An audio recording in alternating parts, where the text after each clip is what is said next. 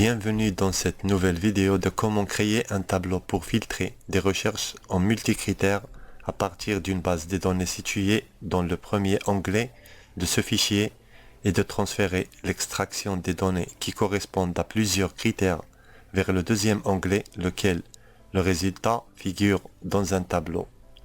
Dans cette liste, j'ai créé des informations à plusieurs colonnes pour varier mes recherches filtrées. Alors, le deuxième onglet est constitué des titres copiés à partir de la feuille 1 et que la création soit en bon positionnement pour que le filtre soit plus clair et synthétisé. Pour ce faire, on aura besoin des clés dans cette zone de liste qui est alimentée avec des titres tels qu'ils sont affichés dans l'onglet Data pour choisir le critère de l'extraction et d'un text box pour taper l'information recherchée à condition que l'information soit correspondante au choix des clés choisies dans la zone de liste. Je teste par exemple un code depuis la liste 1. Il me trouve tout de suite la ligne où se situe ce code. Si je modifie le code, il efface et extrait en parallèle la nouvelle recherche saisie. Donc un code inexistant, rien ne s'affiche. Je change la clé située dans la zone de liste et je tape un nom existant dans la liste des données et qu'il me filtre la ligne recherchée à partir du premier alphabet saisi dans le text box. On peut également modifier la clé de recherche et on fait la même chose, mais ce que je tape soit correspondant dans la zone de liste. Donc j'ai plusieurs critères qui fonctionnent très bien. Je continue mon test de faire la même chose tel que les autres critères filtrés. Je saisis le premier alphabet et qu'il filtre les mots commençant par un alphabet tel qu'il est saisi. Et on fait la même chose pour les pays. Donc je tape le premier alphabet et voilà, l'extraction des données s'affiche dans le tableau automatiquement. Passons vers une autre clé. Alors les fonctions, on fait la même chose tel qu'au début. Donc saisissons un alphabet et l'extraction marche très bien, est tellement rapide. Donc plus on précise les recherches dans ce text box, plus on aperçoit des résultats bien filtrés. Donc le dernier critère, faisons la même chose tel qu'au début. Alors choisissons un alphabet par hasard.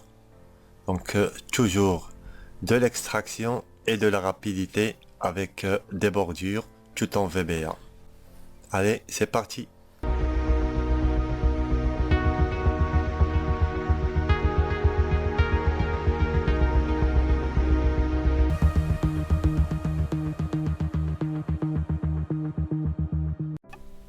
Je vais créer donc un nouveau fichier Excel. Donc nouveau créé.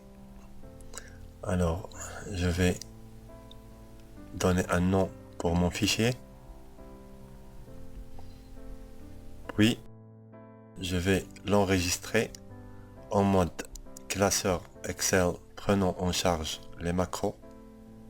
Avant de commencer, si le développeur n'est pas affiché dans le ruban, donc pensez d'aller vers personnaliser le ruban, puis onglet principal et activez-le dans la case à cocher, puis cliquez sur OK. Alors je vais renommer le premier onglet Data, ensuite le deuxième Résulte ou bien Résultat, et j'aurai plus besoin du troisième onglet. Alors je vais sélectionner mon tableau de mon ancien fichier et je le copie, puis je le colle dans mon nouveau fichier Excel. Alors je vous laisse créer votre tableau avec des informations de votre choix. On se retrouve tout de suite.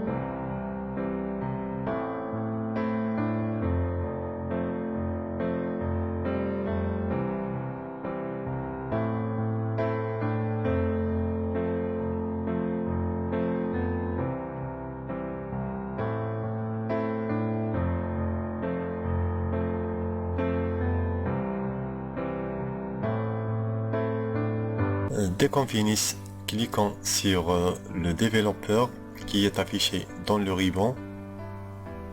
Un clic sur insérer des contrôles. En bas de ce petit tableau des contrôles ActiveX, on va créer une zone de liste déroulante et une zone de texte pour les recherches. Voilà, je mets juste en bas de la zone de liste déroulante. Alors, je garde la mode création ouverte et je vais ouvrir le Visual Basic pour améliorer la zone de liste déroulante avec des clés. Donc, dans le This Workbook, cliquez droit, insertion, nouveau module. Ensuite, on va appeler un macro. Donc, sub alimenter combo, comme ça. Donc, je précise le nom de l'onglet où on a créé notre zone de liste déroulante. Alors, c'est la page résulte. Je continue mon code. Alors 8 sheets entre parenthèses résulte à la ligne. Donc point combo box 1 point liste égale array entre parenthèses. Je vais essayer de créer quelques guillemets avec des virgules. Donc comme ça. Alors je garde les premiers guillemets vides. Donc code, nom, prénom. Alors le plus intéressant est que les mots qu'on est en train de créer entre les parenthèses devront être équivalents à ceux des titres de nos tableaux. Donc entre parenthèses je mets fonction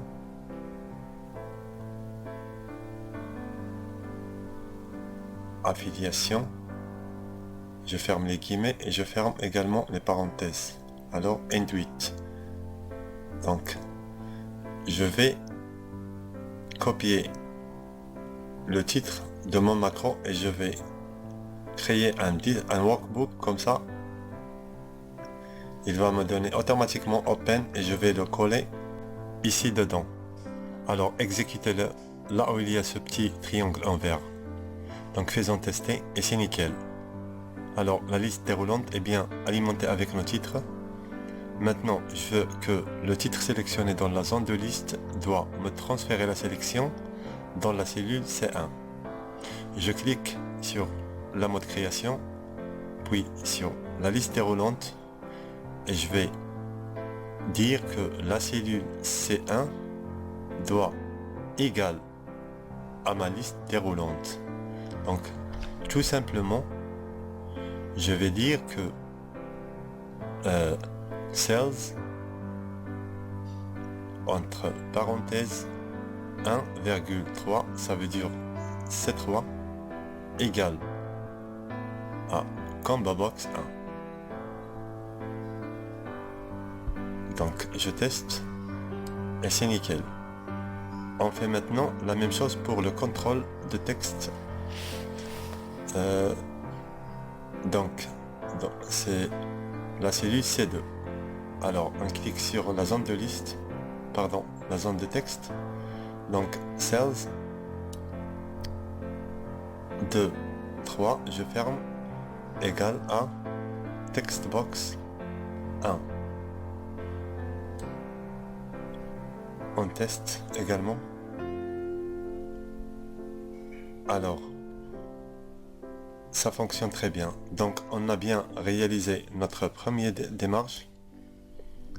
Alors un clic sur la mode création et on déplace les deux contrôles sur les cellules C1 et C2 pour masquer l'écriture. Comme ça.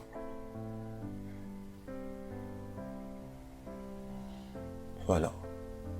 Alors un clic sur le propriété pour personnaliser notre combo box si l'on veut, comme le bas color, je mets en bleu, comme ça. Également pour le contrôle de texte.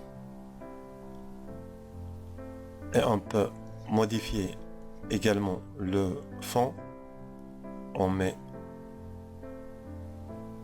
un fond en gras, augmenter la taille de police, etc. Maintenant, je vais créer une nouvelle macro qui sert à filtrer nos recherches. Donc je vais l'appeler sub filtrer. Et on ajoute une variable pour la cellule des recherches jusqu'à la dernière colonne. Alors, dim t as range.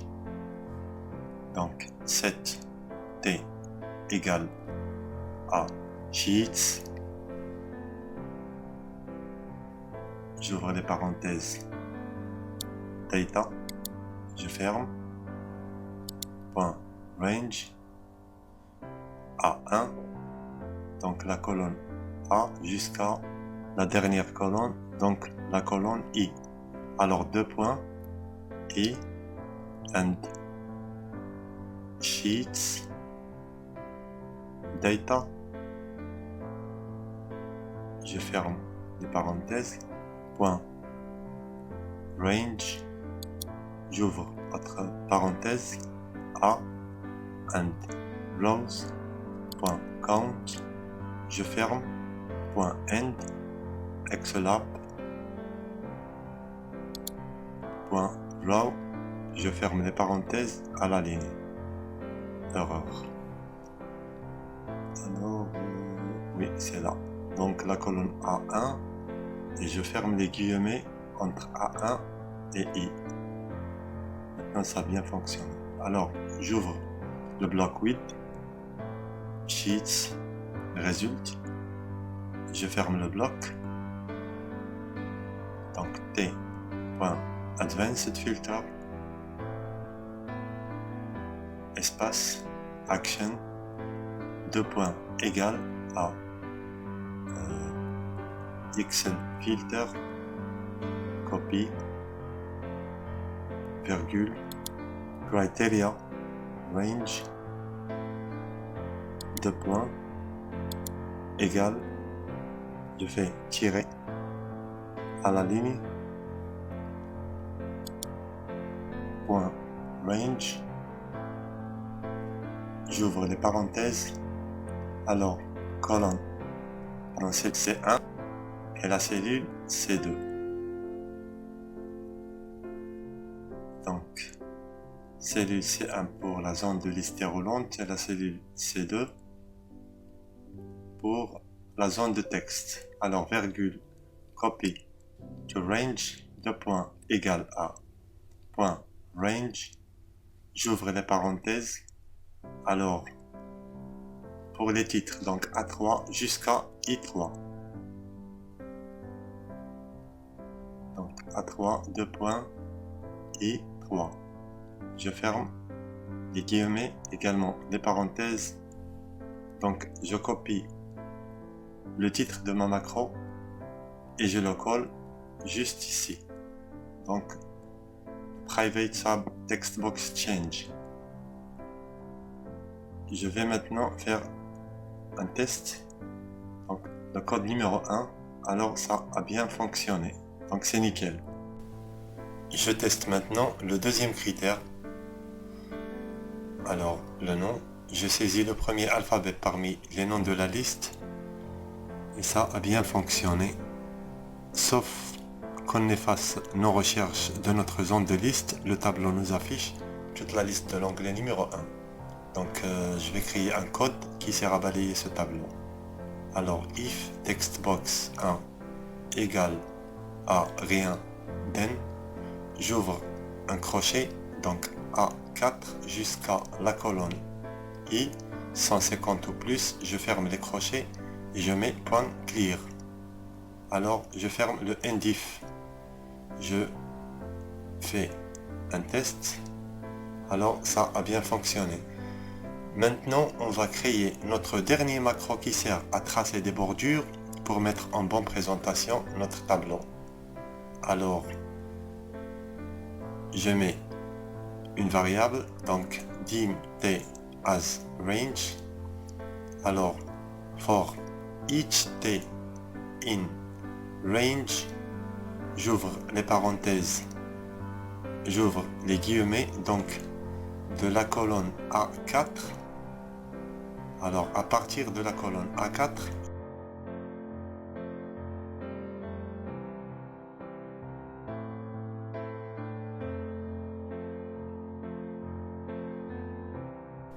donc on s'arrête ici et je mets ligne as long. Alors je supprime le tout et je répète. Donc ligne égale range entre les parenthèses A, entre guillemets bien sûr, and rows, point count, je ferme, point end, Excel up, point row. Maintenant, la ligne joue le rôle de toutes les lignes. Alors, for each t in range, alors j'ouvre les parenthèses A4, A. Comme ça, c'est mieux, je pense. Alors, and ligne, je ferme les parenthèses. Et je dis que if t est plus grand que le vide, then range entre les parenthèses A and t.row and entre les guillemets I, le dernier colonne, and t.row, alors point borders, point weight égale je pense Excel din. Donc je ferme le ndif également pour le t. Donc je copie le titre de cette macro et je le dépose juste au-dessous du dernier macro collé dans le text box change. Alors, et bien sûr, pour gagner du temps et de bloquer le rafraîchissement lors de l'exécution, on utilise cette propriété. Donc, voilà. Alors, de la recherche, de l'extraction, du traçage et de la présentation. Avez-vous aimé ce tutoriel? Merci de me donner votre avis. On se retrouve dans une nouvelle fois. À bientôt.